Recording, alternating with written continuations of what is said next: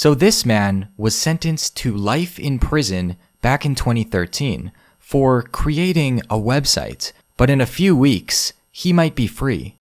And if you vote for me on day one, I will commute the sentence of Ross Ulbricht. In 2011, Ross Ulbricht created a website called the Silk Road, which is basically the Amazon for drugs. It was a place where you could buy and sell drugs completely online without anybody knowing. This was a crazy idea back in the day because, first of all, people didn't think it was possible to literally buy drugs online and have them delivered to your door. A lot of people thought it was a scam, but it was completely legit. In fact, it even operated kind of like a normal business. It had reviews, trusted sellers. Now, personally, I was a huge fan of the Silk Road, not the actual website. I never used it, of course, but the story is fascinating. There's even a book about it, and it's very, very interesting. So Ross was this young man who, like all of us, wanted to change the world. He had some big plans, and well, actually, he had no plans. He didn't even know what he wanted to do with his life. I think he ran a charity, a bookstore. He tried to do a bunch of things, but none of them really succeeded. Now, Ross was also a libertarian. He believed that the government was too involved in people's lives. And I guess that makes sense. I mean, if you're an adult, if you can make your own decisions, and there's a whole bunch of old people that you've never even met, and they're telling you what you can and cannot do, it just doesn't make a lot of sense, especially when the things that you do don't affect other people at all. So that's basically what he believed. He thought that people should have complete freedom over everything they do.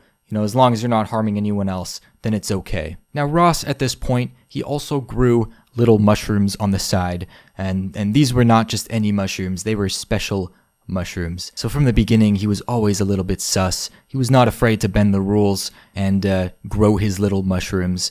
But even though he had his little mushrooms, he still didn't know what he wanted to do with his life. But then, two things happened which would change the world.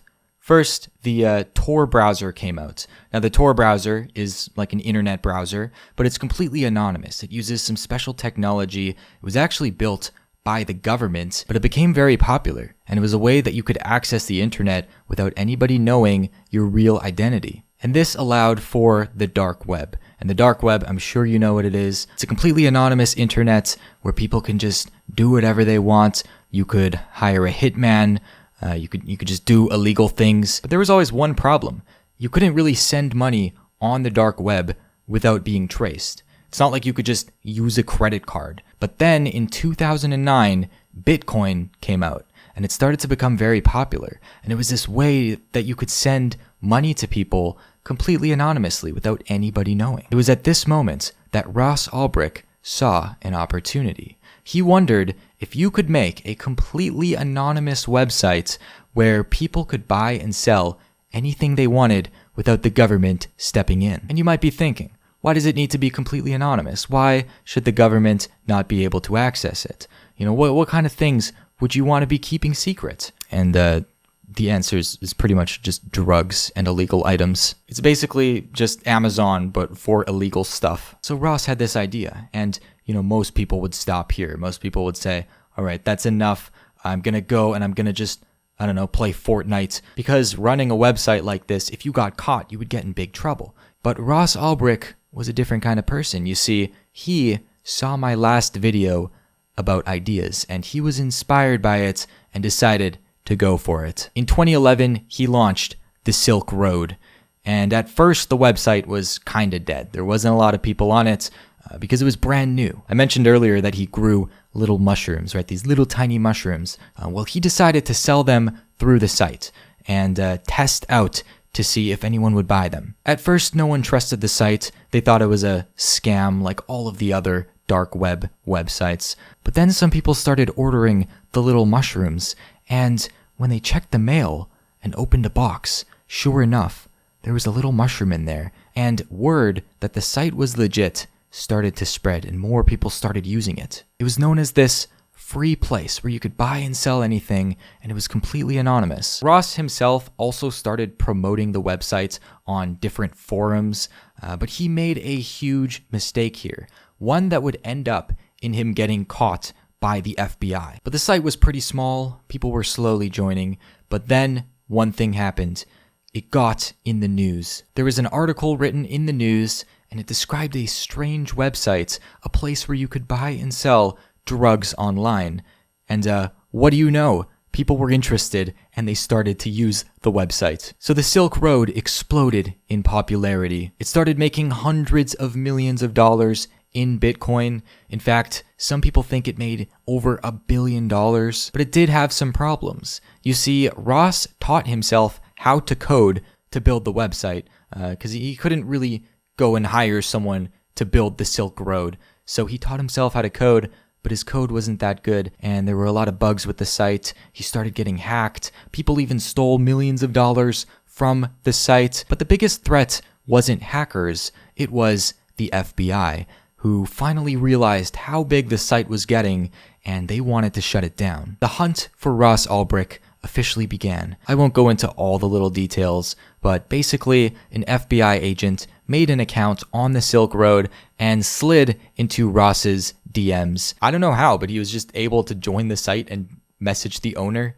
But at one point they became friends, and the agent also became a little bit corrupt, and he would tell Ross if the authorities were onto him, and that way Ross could always remain 2 steps ahead. There was also a moment where Ross ordered 9 fake IDs off the Silk Road, and the cops intercepted the package and they showed up at his door. And he basically told them, I didn't order any fake IDs, but if I wanted a fake ID, there's this website you can go to. It's called the Silk Road, and you can buy anything you want. He literally advertised the website to them, and they left him alone. But yeah, there was a lot of back and forth between Ross and different accounts on the Silk Road, and some of them were law enforcement. And there was also a time where law enforcement got him to order multiple murders. Now, the murders never happened, so basically he got scammed. But that was one of the reasons why his prison sentence is so long. But anyways, Ross was on top of the world. He was making millions of dollars off of the Silk Road. He was just living his best life. But then someone came along and ruined it all. And of course I'm talking about the IRS. So there was this IRS agent who I guess was a little bored because he decided to do some investigating on the Silk Road to try and find who owned the website. And what he decided to do was look for the oldest posts about the site on the internet, because whoever made the first post talking about the site maybe had a connection to the owner. So he literally just Googled Silk Road and then sorted the results by oldest. And he came across the first posts that Ross made about the Silk Road on these forums. Remember I mentioned that he made a mistake? Well, his mistake was he used his personal email to make these posts. rossulbricht@gmail.com. So at this point, they were kind of onto him. At least they had a name, and they looked into him a little bit. Maybe they could find out more information. So as you can see, this is his LinkedIn profile, which is still up right now. You can visit this on LinkedIn. Now, for his career, it looks like he put entrepreneur instead of drug lord, but this part is really sus. I am creating an economic simulation to give people a first-hand experience of what it would be like to live in a world without the systemic use of force. So he basically just described the Silk Road. But yeah, so eventually they were able to track him down, and they waited outside of a library that he was in. He was doing some work on the Silk Road. He was a very hardworking man, okay? So he was sitting in this library working on the Silk Road, just a normal day, and the FBI surrounded the library. And what they did was actually kind of genius, right? It was kind of like a Darman skit. So basically everybody in the library that day was an agent except for him, and they were all just actors. And what happened is they staged a fight between a man and a woman right behind him while he was on his laptop. So he turned around to check out, what was going on, and then another FBI agent swooped in and grabbed the laptop off of his desk. And because it was still open, they were able to access every single thing on it. Nothing was encrypted or locked at all, so they found all of the evidence right there, all of the chat logs. There was even a journal entry that Ross had kept up about what it was like running the Silk Road, and they got their hands on that. So it was a little bit hard for him to say that he was innocent. And yeah, he was given 2 life sentences without parole, which is kind of like getting banned from Discord, but you can't appeal the ban. But instead of Discord, it's real life. But the only thing worse than life in prison is being active on Twitter.